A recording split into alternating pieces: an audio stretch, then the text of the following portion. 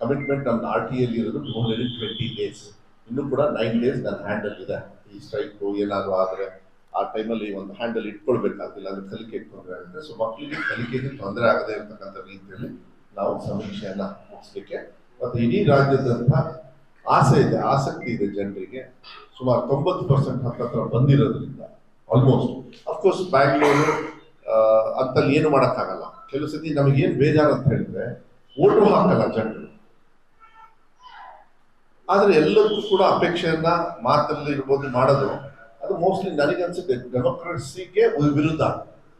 ನಮ್ಮ ಹಕ್ಕನ್ನ ಹಾಕಬೇಕು. ನಾವು ವಿರೋಧ ಮಾಡ್ತೀವಿ, ಫಾರ್ ಮಾಡ್ತೀವಿ, ಇಲ್ಲಾಂದ್ರೆ ಇನ್ನೊಂದು ಆಪ್ಷನ್ ಕೊಟ್ಟಿದ್ದಾರೆ, ಯಾರು ಬೇಡ ನಮಗೆ ಅಂತ ಹೇಳಿ ಅದನ್ನಾದ್ರೂ ಹಾಕಿದ್ರೆ ಒಂದು ಸರ್ಕಾರಗಳಿಗೆ ಕಣ್ಣಿಗೆ ಮುಂದೆ ಯಾವ ರೀತಿ ಹೋಗ್ಬೇಕು ಅಂತ ಹೇಳಿ ನಮಗೆ ಇದು ಬರ್ತದೆ. ಅದ್ಭುತವಾಗಿರ್ತಕ್ಕಂಥ ಡೆಮೋಕ್ರಸಿ ನಮ್ದು.